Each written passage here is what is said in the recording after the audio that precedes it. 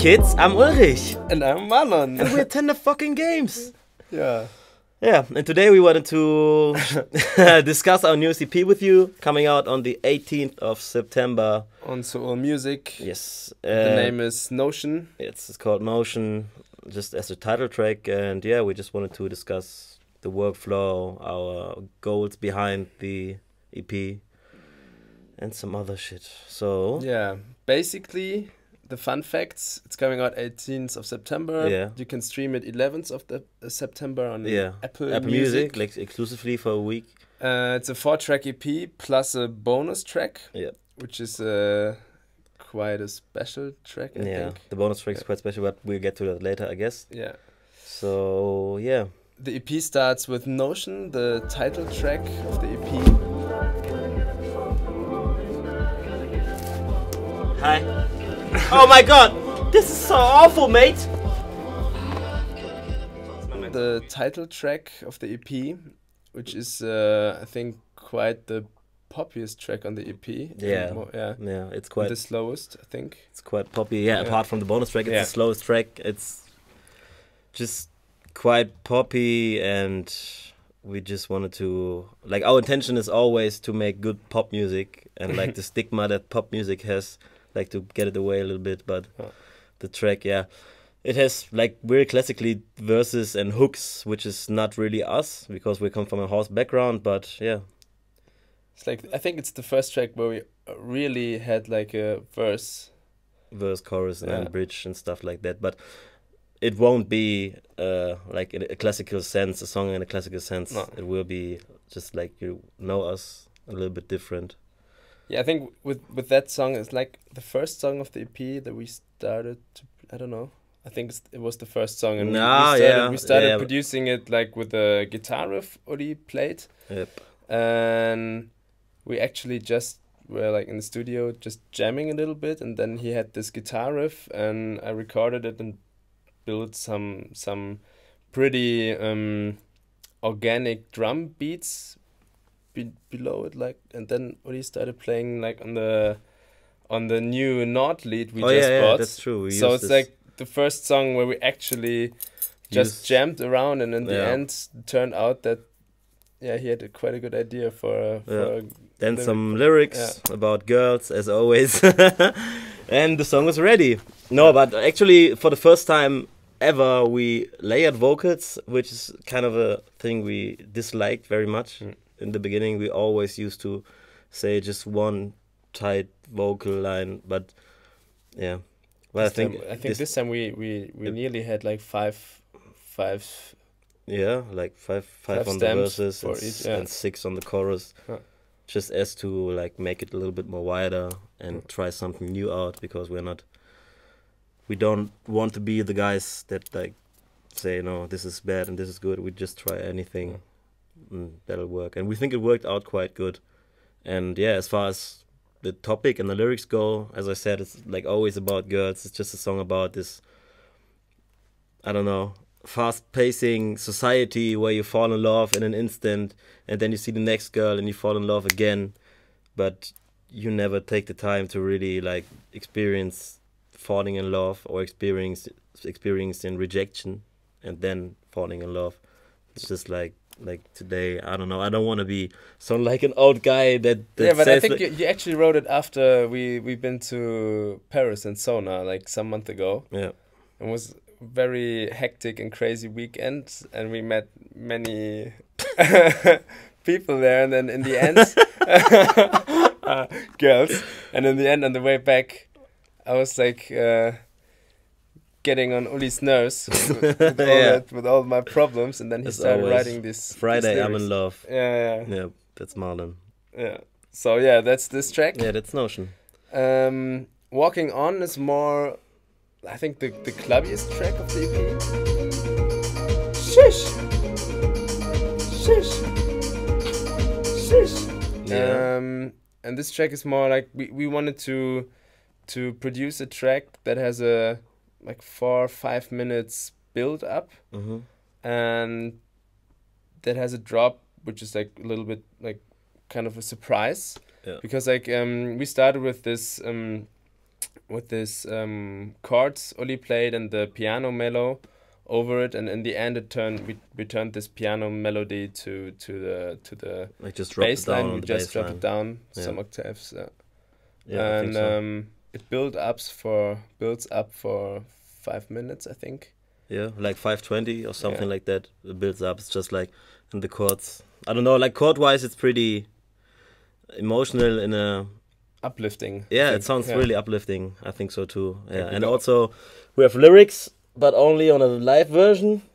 So for that, you'd have to come visit us at one of our live shows. Yeah.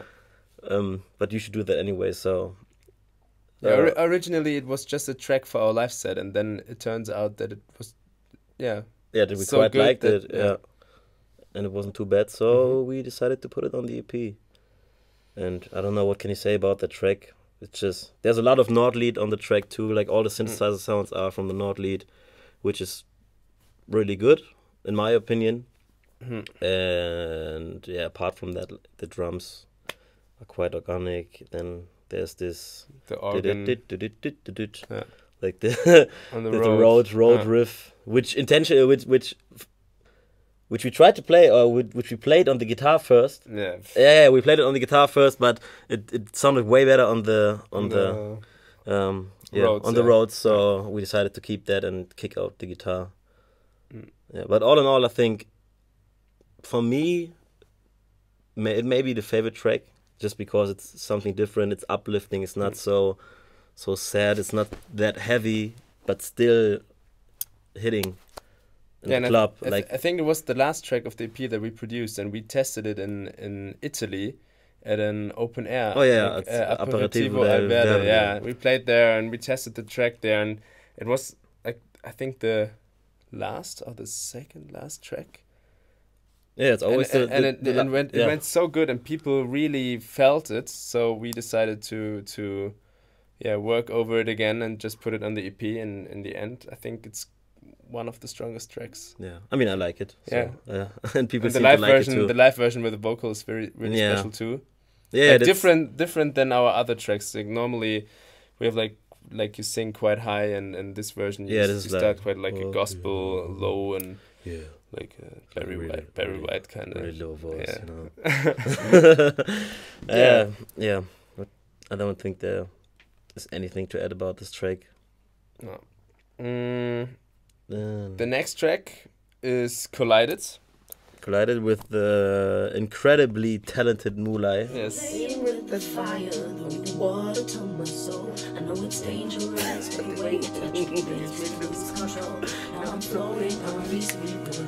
So actually, I was sitting together with her, working on some solo tracks for her, because she's a very talented singer from Munich, and I think we found her through SoundCloud or something, and then we contacted her and we produced a track with her.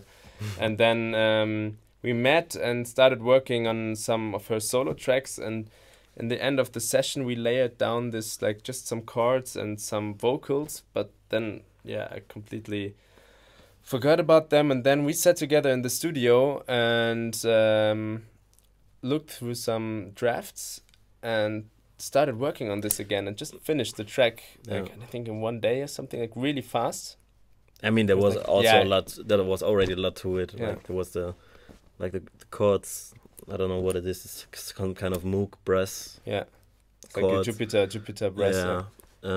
They were already on it, and it was like really shuffly. It's really UK influence, in my opinion. And the vocals. I mean, I don't know where or how she gets it that fast, but she's just like down and writes. She's a fucking machine, yeah. And I think I like this song really much. I mean, I don't have so much to say about the vocals as she wrote it, but I think it's very well written and extremely well sung as well. And it's a nice little song that's different, and also like again an expression of our tendency to try out different things and do different stuff on the EP, because all in all the EP is like 4 or 5 completely different tracks, which all work in our context, but they're all a little bit like soul-y and a little bit like a mixture of soul, R&B, house, like what we originally had in our album as well. Yeah, but not as ticky as on the album, I think. A little more, I don't know, how do you say it, sufficient? I don't know what's the word actually. But yeah. Yeah, and also I don't know, like the track, I really love the track. We recorded some little guitar licks over it, but mostly it's synthesizers and the really boxy kick, like and this like groovy bass line and yeah. It's like collided, walking. Nimbus.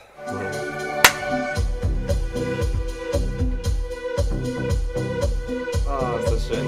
Nimbus, yeah. Nimbus is a special story, has a special story to it because we have been in the studio a lot during that time, initially planning on making a new EP, and then we were there in the studio, which actually a Fritz Kalkbrenner studio, but this is the new studio of him now.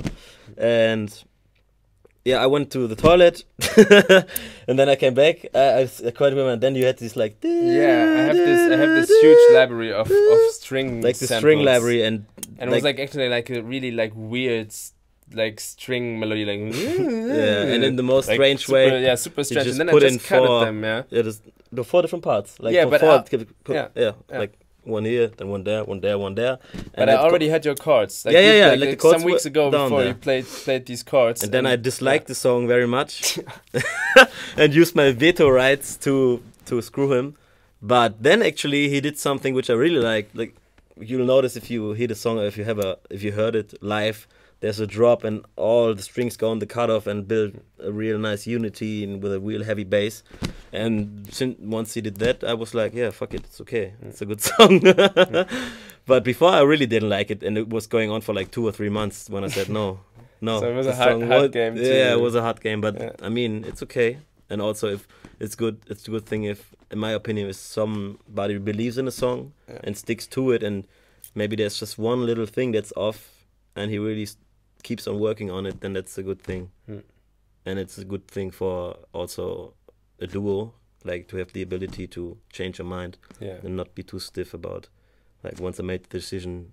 I mean, I really thought it would be shitty, and then I really liked it once it dropped this way. So I was just being honest. And then I think we tried something new on it as well with the vocals. So it was like we like normally you sing on the whole track, or you put like an arrangement in it, but this track's just building up for I think 5, 6, 7 minutes, and in the end there's like a breakdown with just the synthesizers, and Uli starts to sing I think quite some like emotional lines, it's really and then it's the track's just done. And it's not coming back, no beats coming back in. And also when we play it live, I think it's the last track when we play it live normally. Yeah, so it's a good.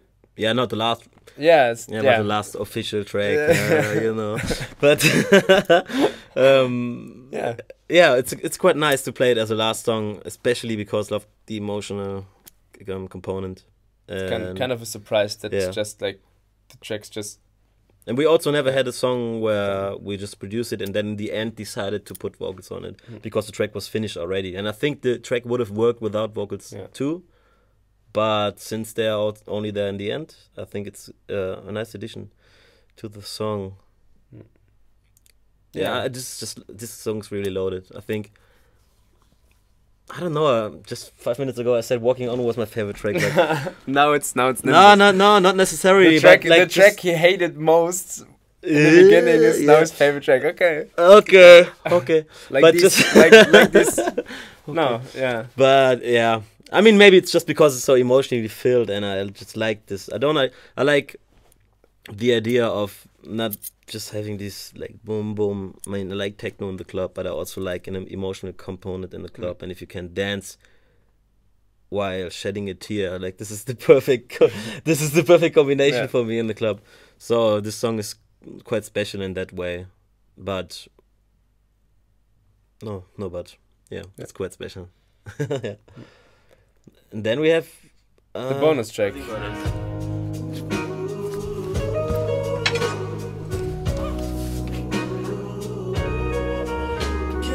See Yeah. That we started like 2 days before we had to send the album to the mastering engineer. And then we thought we need to have a fucking blues track on. Yeah, we listened to Leon Bridges' new album. I listened to Leon Bridges' new album a lot, and then I always said that to Oli. Yeah, you need to listen to this to his stuff. It's incredible, and I'm a huge fan of his work. And then we started listening to Sam Cooke a lot. I mean, yeah, Change Gonna Come to get some inspiration, and Charles Bradley and Lee Fields, like some soul, like male soul singers, and then I think we layered down the whole track crazy, in like 2 hours or something. Yeah, like something like you have to understand you can't make a track in 2 hours. But if like the flow goes and the ideas come, I think like you'll notice there's a horn part, and then the piano licks, the guitar part, all that we recorded just like, oh, I have a new idea. Okay, let's record everything and then see how we arrange it. Yeah. So sometimes if you're in the flow and have a good idea for melodies, it's, in my opinion, it's best to just get everything down, and then you can also kick something out in the end, because that's what we did actually. Then I sung some harmonies to it too, and then we actually waited for like a week to record the vocals. Yeah. Or something like I that. think because of the bonus track, we had like a slightly delay in the EP, and then you recorded the verse. 50 takes on the verse part, because I don't know. I never really like my stuff, but I really recorded it over and over and over and over again, because if you listen so much to like Sam Cooke, which is one of my favorite singers ever, then you're being humbled all the time, quite a lot. So I had to make many takes for it. But in the end, you didn't allow me to. Yeah, I didn't allow him to join the recording I'm session. Too shy. Especially if I try out new things. I don't know. I like to be alone. I like to try it out alone. It's just because I'm really shy, I guess. Yeah. In that, but also it's like you're really showing yourself to someone else, especially if the lyrics are really emotional. So it's an intimate situation, at least for me. And I mean, if I have to, I will record with an engineer, but I'd love him to just press record, and then I do all the shit on myself and call him in once it's done.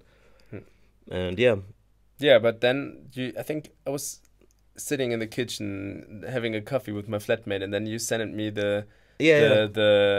sent me the version you just recorded, and I listened to it, and was I don't know, I had goosebumps all over my body, and then was like, Uli is incredible.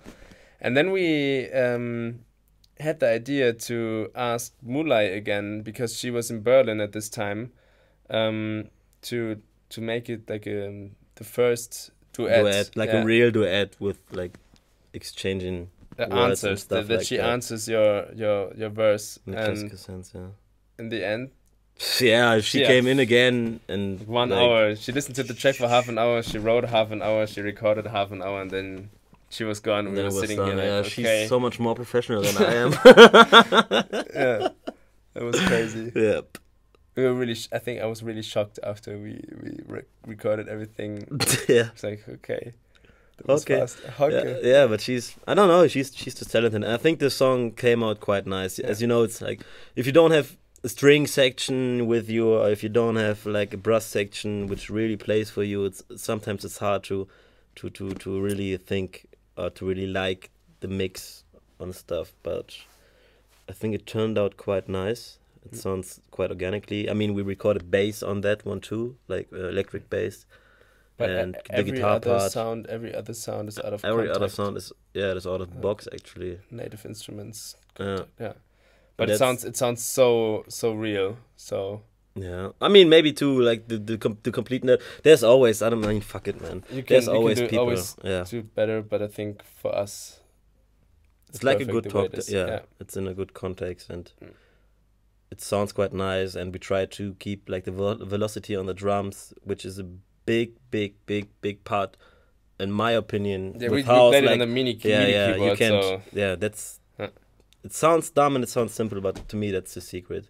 If you have like real velocity, you cannot emulate a drummer not hitting every snare as hard as he does every time. So even if it's, I mean, it's quickly done, and even if you feel stupid doing it, I mean, you should maybe give it a try, even with house music, because it makes it so much more organically and so much more groovy. But I think the mix down of this track, like the whole EP was. It was quite hard.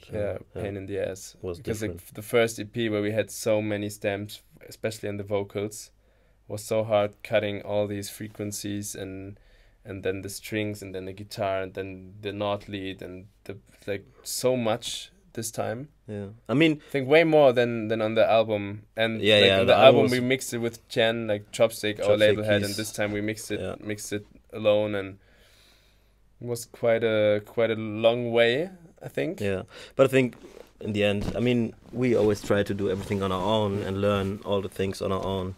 It's always good to outsource stuff, but music-wise, especially with us doing house music too, the mixing is a real big part of the whole genre. So we tried to do it all ourselves, and I think the result is quite okay. I mean, you'll see. It's quite nice. You'll see on the 18th of September. On So Music. And I mean, what can we say? We really hope you will like the EP, as we really invested much in this EP, and we also did 5 single tracks without remixes for a reason, just because we think or we feel it's we wanted to give more. Yeah, because we only release on Seoul, which is our home base and our crew, and if we have a chance to release, we just wanted to give you originals, and we really hope that you appreciate and like the fact that we took away from the remixes just to give you 2 extra tracks by ourselves. Yeah, and then from now on, hopefully, I think we start working on our new album. Yeah, we'll start working on the album. And maybe an EP before, not sure yet, but probably. Some more shows, maybe a few remixes here and there, and hopefully see you all live in the near future. Bye.